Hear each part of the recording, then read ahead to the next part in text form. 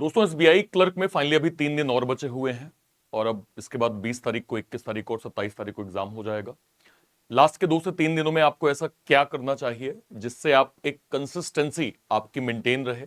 जो एक anxiety level होता है, भाई देखिए एग्जाम है, चाहे आप दे रहे हो या मैं दे रहा हूं, कोई भी होता है, थोड़ा सा डर आ ही जाता है। भले आपने कितनी तैयारी क्यों ना करी हो, है ना, कितना भी आपने 100% एफर्ट क्यों ना किया हो, थोड़ा बहुत तो लगता ही है। आप इनको कैसे बैलेंस कर सकते हैं और क्या वो सही तरीका है फैक्चुअल, जिससे आप जो है अपनी परफॉर्मेंस को ट्रैक करके एक कॉन्फिडेंट वे में आप ये एग्जाम दे सकते हैं। नमस्कार दोस्तों, मेरा नाम है अर्पित और आप देख रहे हैं रीजनिंग बाय अर्पित सर चैनल। सबसे पहले आप लोग इस चैनल को सब्सक्राइब जरूर कर लीजिएगा, क्योंकि यहां पे ना केवल इंपॉर्टेंट इंफॉर्मेशन मिलती है, बल्कि रीजनिंग के रिगार्डिंग आपको प्री से लेके मेंस तक का कंटेंट भी दिया जाता है। मेक श्योर करें आप सभी लोग चैनल को सब्सक्राइब जरूर कर लेंगे। सबसे पहले मैं आपको एक स्कोर दिखाता हूं। अभी हालिया मैं लगातार जो है वो बच्चों से कनेक्ट करता रहता हूं और बच्चों के जो है वो परफॉर्मेंस को मैं देखता रहता हूं। तो हालिया बच्चे ने एक परफॉर्मेंस मुझे दिखाई जिसमें उनका कंप्लीट जो है वो प्री का स्कोर है, जिन्होंने उन्होंने सेक्शनल दिया था रीजनिंग के अंदर। और रीजनिंग के अंदर आप अगर मार्क्स यहां पे देखेंगे, देखिए ये वाला मार्क्स देखिए, 35/35 टोटल अटेम्प्ट थे, जिसमें उनके करेक्ट हुए 32, ठीक है, 3 रॉन्ग हुए।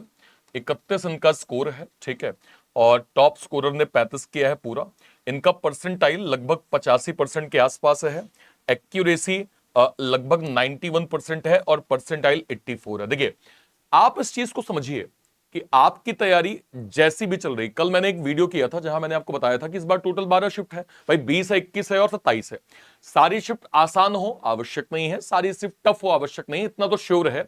मैक्सिमम शिफ्ट आपको इजी टू मॉडरेट मिलेगी। हाँ, कुछ चूंकि 12 शिफ्ट है भाई, सभी एक जैसा नहीं होता है। मैंने आपको कल ट्रेंड दिखाया था कि लास्ट ईयर इवन हर साल ही आपको थोड़ा बहुत कम ज्यादा चीजें मिलती हैं, और मैंने आपको कट ऑफ के नंबर भी बताए थे।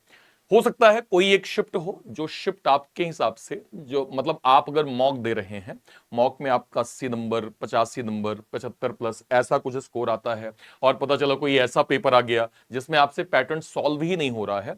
सबसे पहले बिल्कुल कीप इन माइंड इस चीज को रखिएगा कि वो ओवरऑल शिफ्ट जो है वो आपके लिए मॉडरेट नहीं है, सभी के लिए मॉडरेट है। क्योंकि ऐसा नहीं हो सकता है आप किसी भी लेवल का मॉक दे रहे हो, कहीं भी मॉक दे रहे हो, आप अगर कंसिस्टेंट आप कहते हैं कि मैंने 75+, 80+ स्कोर किया है, लेकिन एग्जाम में जाते ही मेरा वो स्कोर का अटेम्प्ट ना 65, 68 हो गया, तो ऐसा नॉर्मली नहीं होता है। ये तभी हो सकता है जब पैटर्न ही लेवल अप थोड़ा सा आ जाए। तो हमेशा इस चीज को ध्यान रखिएगा कि अगर कंटेंट लेवल अप आएगा तो आपको थोड़ा सतर्क होकर क्या करना है। आपके अटेम्प्ट्स ना जितने एक्यूरेट होंगे, मेरी बात समझिएगा, जितने एक्यूरेट आपके अटेम्प्ट्स होंगे उतना बेनिफिट आपको मिलेगा। क्योंकि अगर किसी शिफ्ट में 85+ नंबर गए हैं, आपके 65, 66, 67 ही गए हैं, और अगर वो एक्यूरेट हैं, तो एट द एंड जो नॉर्मलाइजेशन का नंबर है उसका बेनिफिट आपको मिलेगा सर। ठीक है, तो ये बिल्कुल दिमाग से डर निकाल दीजिएगा। ठीक है, क्योंकि आप अगर आज जो प्रैक्टिस कर रहे हैं वही सेम प्रैक्टिस आपके एग्जाम में रिफ्लेक्ट होगी, अलग से कुछ भी चेंजेस नहीं आने वाले। अब देखिए बेसिकली आपको फोकस क्या करना है लास्ट के 2 से 3 दिनों में। सबसे इंपॉर्टेंट चीज, बेस्ट चीज मैं आपको बताऊं, अर्ली मॉर्निंग आप मॉक दीजिए और इवनिंग के टाइम पे या आफ्टरनून तक आप उसको ना एनालिसिस करके क्लोज कर लीजिए। देखिए मॉक देना, एनालिसिस करना, दोनों चीजें बहुत इंपॉर्टेंट है। देखिए मैंने आपको एक आइडियल टाइम दे दिया, अब मैं इसको थोड़ा सा आपके अकॉर्डिंग मोल्ड कर देता हूं। हो सके तो उसको जरूर फॉलो करिए, जिनका 20, 21, इवन 27 तारीख को एग्जाम है।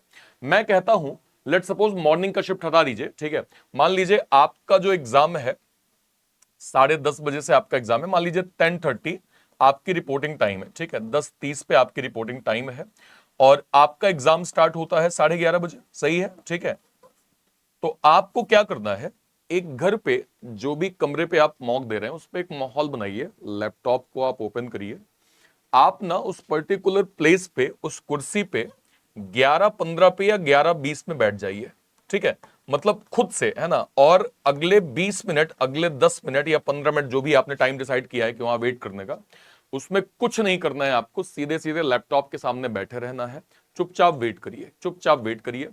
जैसे ही 11:30 होता है सीधे मॉक देना स्टार्ट करिए और 1 घंटे नॉन स्टॉप मॉक दीजिए। मतलब मैं आपको सीधे रिकमेंड करूंगा, आपका जिस शिफ्ट में एग्जाम है, मैंने साढ़े 10 का एग्जाम्पल दे दिया, लेट सपोज आपका एग्जाम 4:30 बजे स्टार्ट होता है, 3:30 बजे एंट्री होती है, तो आप एक काम करिए ना, आप 4:15 पे उस मॉक वाली पोजीशन पे जाके बैठ जाइए, ठीक है, 15 मिनट वेट करिए, बिल्कुल 15 मिनट वेट करिए, और 4:30 जैसे ही हो मॉक स्टार्ट करके अगले 1 घंटे केवल और केवल आपको मॉक देना है। जो आप 15 मिनट बैठे हैं ना, कुछ नहीं करना है, सिर्फ और सिर्फ आपको बैठे रहना है।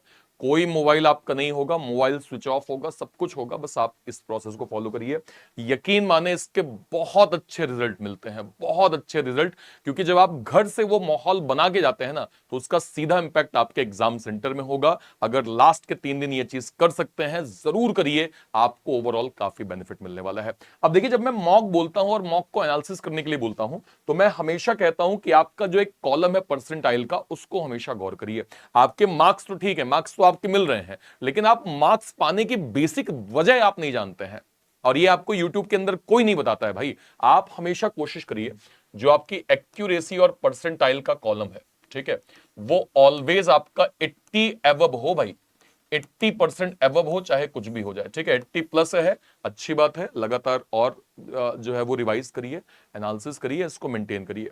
80 से कम हो रहा है, थोड़ा एवरेज है, चैलेंजिंग है, इसको मेंटेन करिए 80। और अगर नंबर 70 से भी कम हो रहे हैं तो भाई बहुत चैलेंजिंग है, फिर आपको बहुत मेहनत करनी पड़ेगी। तो कोशिश करें कि आपका परसेंटाइल का कॉलम 80 से ऊपर तो जरूर होना चाहिए, ठीक है। नेक्स्ट पे आ जाइए। हमेशा मैं ये कहता हूं कि अगर आप लेट सपोज लास्ट के 3 दिन है, आपके कोई एक रेस्पेक्टिव मैथ्स के टीचर होंगे, कोई एक रेस्पेक्टिव रीजनिंग के होंगे, कोई एक रेस्पेक्टिव इंग्लिश के टीचर होंगे।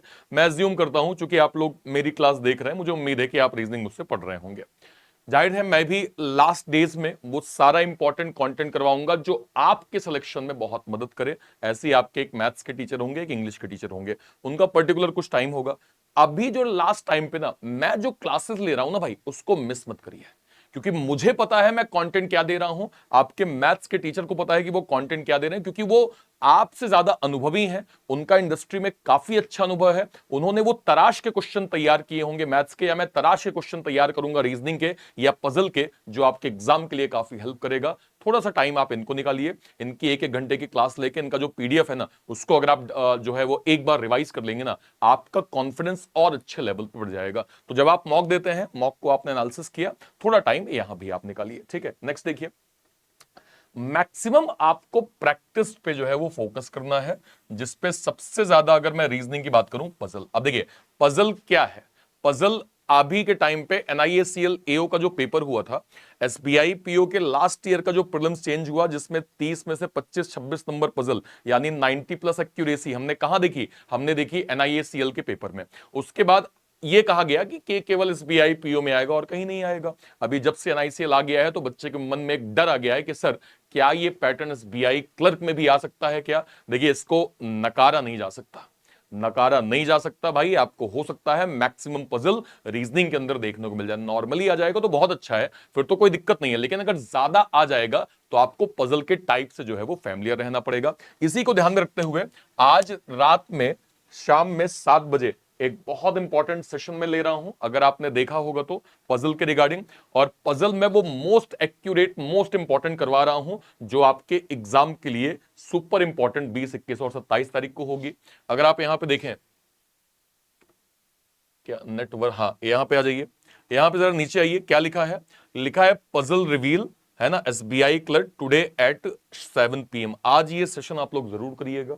इस सेशन में आज मैं ऐसी ऐसी पजल आपको करवाने वाला हूं जो मोस्ट एक्सपेक्टेड है एसबीआई क्लर्क 2025 के एग्जाम के लिए। और पजल का वेटेज, अगर आपके एसबीआई क्लर्क में एसबीआई पीओ जैसा हो गया तो आपको चैलेंज होगा, अगर आपने अर्ली प्रैक्टिस नहीं करी है तो ये सेशन आप सभी लोग जरूर देखें, ठीक है।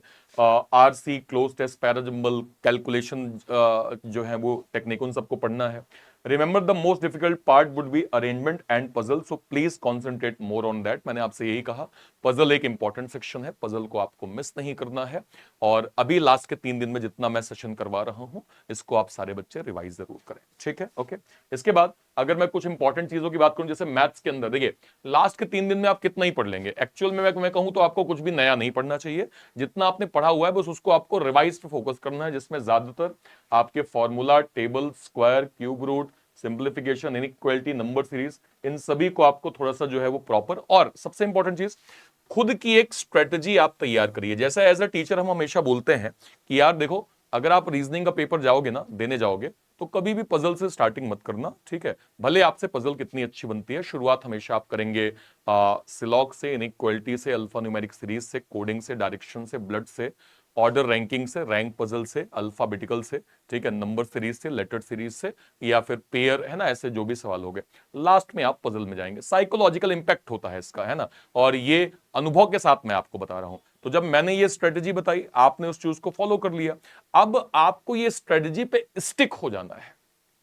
कहते हैं कि सक्सेस का फॉर्मूला अगर आप 10 तरीके से ढूंढने जाएंगे तो आप कुछ नहीं कर पाएंगे, लेकिन एक तरीके को अगर आप 10 बार रिवाइज करेंगे तो आपको ड्रास्टिक इंप्रूवमेंट मिलेगा।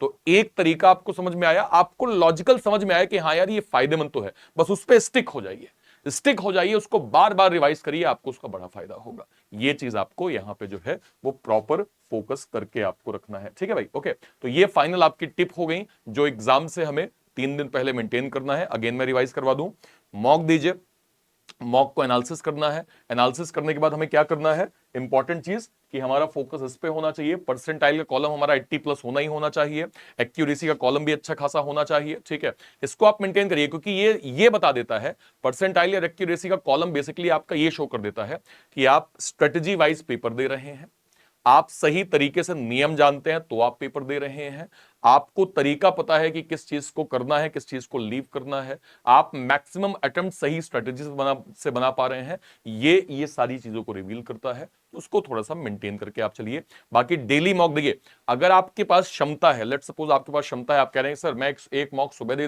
दे दूंगा, उसको 2-3 घंटे रिवाइज कर लूंगा, एक मॉक शाम में दे दूंगा, उसको 2 घंटे रिवाइज कर दूंगा, जरूर करिए।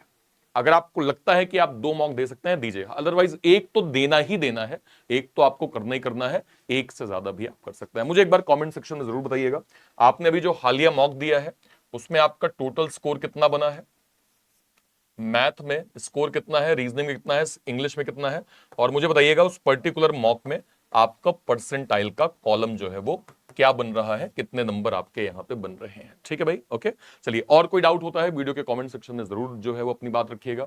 हम लोग 20 तारीख को, 21 तारीख को और 27 तारीख को लाइव एनालिसिस के साथ हाजिर होंगे। वो सारा अपडेट जो आपकी प्रिपरेशन के लिए बहुत इंपॉर्टेंट होगा उस पर हम लोग बात करेंगे। एक बच्चों का सवाल था कि सर कितने अटेम्प्ट्स करने जो है वो आवश्यक होंगे एसबीआई क्लर्क के अंदर। मैंने कल ही एक वीडियो किया है, इस चैनल पे जाइएगा, इस चैनल के वीडियो सेक्शन में आपको दिखा देता हूं। इस चैनल के आप वीडियो सेक्शन में जाएंगे, वीडियो सेक्शन में जैसे ही आप जाएंगे, कल ही मैंने ये वीडियो किया है, safe attempts to qualify pre. इस वीडियो को आप देख लेना, आपको आइडिया लग जाएगा कि एटलीस्ट कितने अटेम्प्ट्स आपकी प्रिपरेशन के लिए जरूरी होंगे, यहां पे आपको हेल्प मिल जाएगी, ठीक है भाई। ओके, यहां तक क्लियर।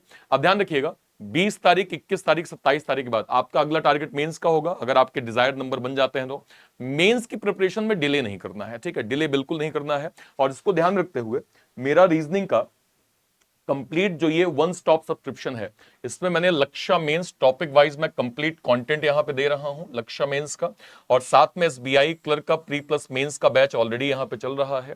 ये दोनों बैचेस आपके मेंस की प्रिपरेशन को काफी जो है वो हेल्पफुल बनाएंगे। ये केवल और केवल 1 साल के लिए आपको 799 में मिल रहा है, जिसमें मैं अपनी सारी ऑफरिंग वन स्टॉप सोल्यूशन में प्रॉपर दे रहा हूं।